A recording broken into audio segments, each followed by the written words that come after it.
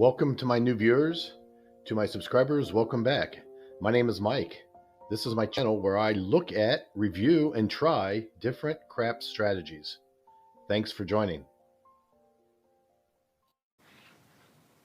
Hey everybody, welcome back to the channel.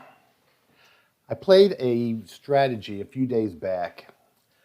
It was a variation strategy of a strategy that Casino Quest called the Cliffhanger.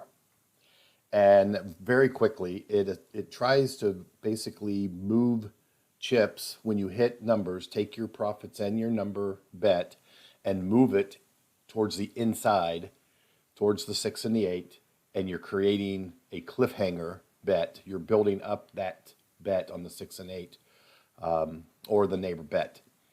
The problem with the strategy, as with most, is a 7 will lose all the bets that are on the table.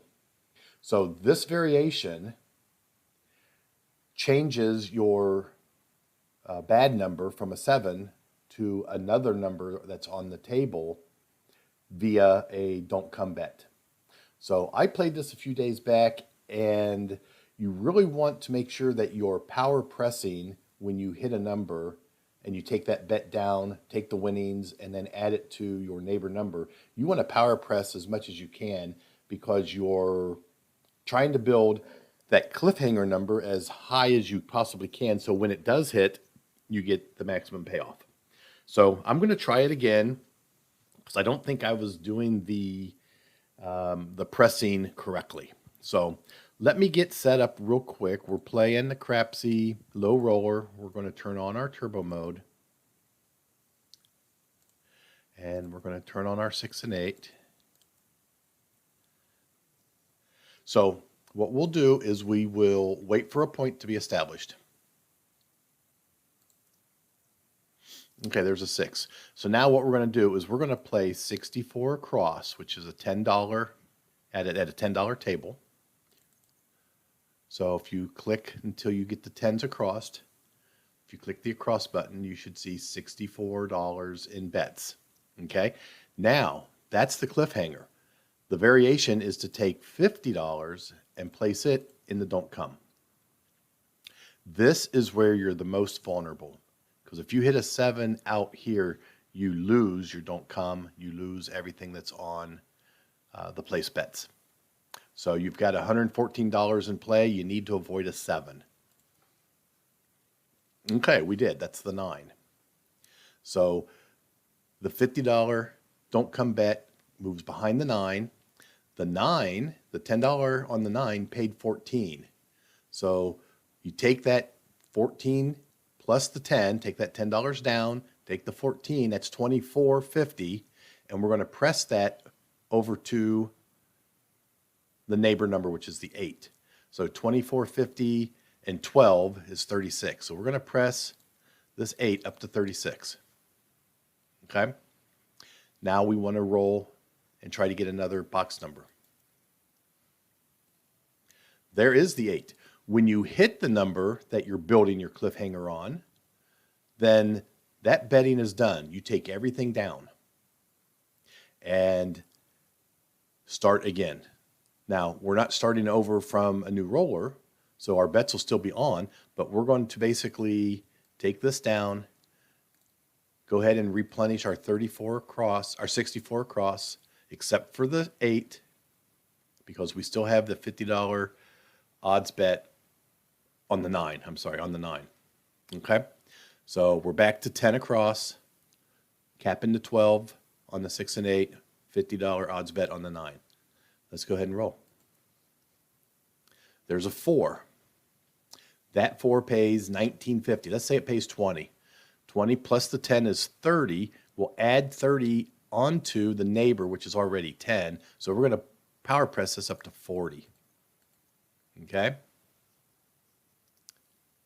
And that'll be our first cliffhanger. Now what would really be cool is to get a 5 and just go ahead and press that over to the 6, and we'd really be building a good cliffhanger. Let's go ahead and roll.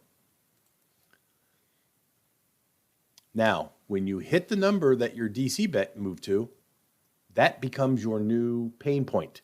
The 7 doesn't hurt you now.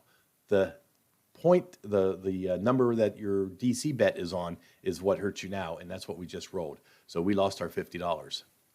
Okay. But again, let's show this. Again, the purpose of the don't come is to now change your bad bet from the 7 to the number that your don't come bet goes behind. So the don't come bet went behind the 9. So the 7 will roll more than a 9 statistically over time. So you have changed your bad number from the 7 to a number that doesn't roll as much, which is the 9. What you'd really like is to have that don't come bet go to a 4 or a 10, because they don't roll nearly as much as a 7. So anyway, that's the strategy. Let's go ahead and roll a few more rolls and see how it goes. We've rolled 5 times. We're still on shooter 1 because the shooter doesn't change until you 7 out. So we just rolled the number that the DC bet was behind. So we lose that, but we're still on this shooter. Okay. Now, if your DC rolls, you lose the 50. Now you just are digging yourself out of that hole, that $50 hole. You don't have a DC bet now to hedge against the 7. So now you're back vulnerable to a 7. So we have to try to avoid the 7 out. Okay, there's the 8. The 8 pays 14. We'll take that 14 down. We'll take the 12 down off the bet, plus the 14. That's 26. We'll move it over to the neighbor. So that 26 will move over to the 6, and it's got 12 on it. So 26 and 12 is 38. Now we can go to 36 and put a few dollars in our rack, or we can power press up to 42. I'm thinking let's continue to power press. If we've got a little bit of money in our bankroll, let's go ahead and power press it up instead of going down to the lesser number and putting a few dollars in our rack, if that makes sense. All right, let's go ahead and roll. There's a 3. That doesn't help us. Another 3 does not help. Okay, 3 3s. A 12. A 9. So as you can see, we only have 3 numbers now that are good numbers, and we have the 1 bad number. So we may roll a lot of numbers that don't really give us any opportunity. So let's continue. Okay, there's the 7 out. So we lost our place bets. We did not have a DC bet to hedge us, so we lost $92. Okay, so that's what the don't come bet buys us when it is successfully placed behind a number. Let's try one more shooter and see what we can do. That is basically the end of shooter 1, because that's a 7 out. Let's go ahead and set up 64 cross. Okay, now our puck is off. Let's make these bets off. Okay, there's the 8. The puck moves to the 8. We're going to put $50 in the DC. Now we are trying to avoid a 7. We want that DC to move behind one of these numbers. It moves behind the 5. So our DC moves behind the 5. The 5 hits and wins $14. So we take the $10 down, add it to the 14, that's 24, and we're going to press that over on its neighbor, the 6. So 24 plus 12, we're going to press to 36. Okay? Let's go ahead and roll. And there is the 6. That's the cliffhanger number. So technically we take this guy down.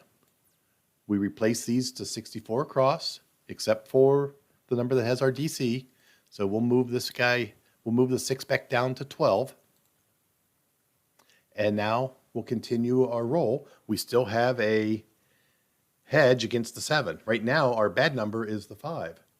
The 7, although we think it's a bad number, we will lose, but not nearly as much as if we would if the DC was not on.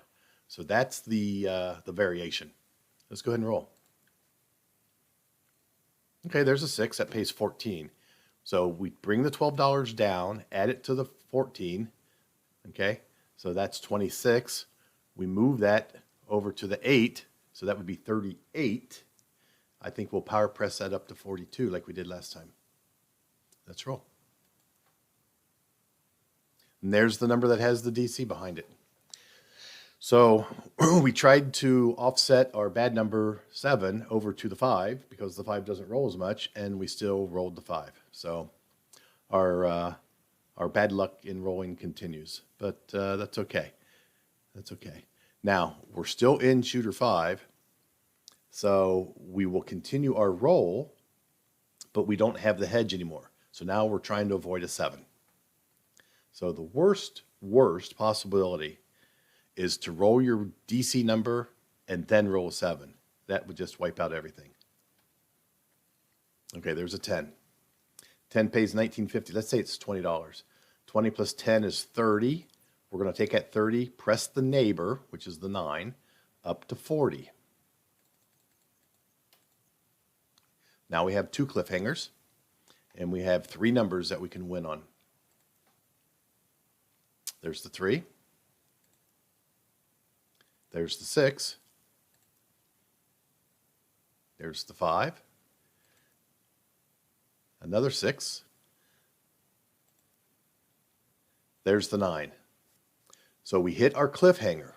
So everything comes down. We reset at 64 across. Okay? The only thing that I personally would like to do now, once I get down to only having 3 numbers that really help me, and I roll a lot of these other numbers that aren't doing anything at all except getting me closer to that dreaded 7 out, I would like to do something that could take advantage of these numbers that did not provide me with any winnings at all. And I don't know. Do we throw $10 in the field? I don't know. That's just something to think about. Let's go ahead. We've got 23 rolls into this session. We get to 30, we'll be out. Let's try one more shooter here. So we're still on this shooter. The puck is on the 8. We hit our cliffhanger, so we brought everything down. Okay. But we don't have a DC out here. So let's put 50 in the don't come. There's an 8. The DC goes to the 8. The 12 comes down. It gets paid. It gets paid 14. So that's 26. We're going to press the 6 up by 26. So that's 38. Let's bump it up to 42 like we did last time. And our puck is off. Now, our puck's off, but our DC bet is working. So I think we want our bets to be working. Okay? Because if our bets were not working and, we roll the 8, we would lose the 50. So even if our bets were not working and we roll the 8, we'd lose our 50. So I guess it's up to you. I'm going to turn my bets on, see if I can't hit a box number. Okay, there's the 6. The point goes to the 6. That $42 comes down and gets paid $49. Oh, that's another cliffhanger number. So we take everything down and reset. So let's just go ahead and put him back to 12. Okay, we got everything else set at 64 across except for the 8. Let's go ahead and roll. There's a 2. There's a 6. That's our point, so the puck goes off. That 6 wins 14. Now, here's an interesting scenario. My neighbor is the 8, which has the DC bet. My sister number is the 8 that has the DC bet. So what if I just press my my 6 up? I'm not really sure what David would do in this situation. So I want to take advantage of our win. That's 14. So 14 and 12 is 26. Why don't we press him up to 30? Okay. And we'll go ahead and turn our bets on, see if we can't hit another box number. And there we go, we hit the 6. So that wins us 35. And I think by definition, we hit the box number, or the cliffhanger. So we pull the cliffhanger down, reset him to 64 across, or in this case, $12. And we roll. Now, there's the 7 out. Let's take a look at that. 7 out, we lose. We lose all of our place bets, but our DC did what we wanted it to do. It hedged us on the 7, so we ended up losing $2. Okay, so there's an example of why we put the $50 don't come, and hopefully it travels behind a number. So when the 7 does hit, our losses on the 7 are minimal. Okay. Anyway, that's 29 rolls. I think that explains it. Hopefully I pressed the bets and the winnings the correct way. Tried to take advantage as much as I could and power press when possible. And only a few times did we actually get the don't come to travel, and then we actually hit that number and lost our $50 don't come. So 2 shooters. Shooter 1 kind of struggled. Shooter 2 kind of saved us. In for 500, out for 656. Gave us a net profit of 156 using the CliffNo, no 7, the CliffNo strategy, variation of the cliffhanger. So thanks, David. Thanks, Casino Quest. This is one I think you guys would like. If you give it a try, let me know how you do. And that'll be a supplemental video for today. I wanted to correct my last CliffNo video and try to set my bets up the right way and take my winnings the right way. I'm still playing my 10-day challenge on the Dallas Drawdown. So look for that video later today. All right, thanks for watching, everyone. Have a good rest of your day.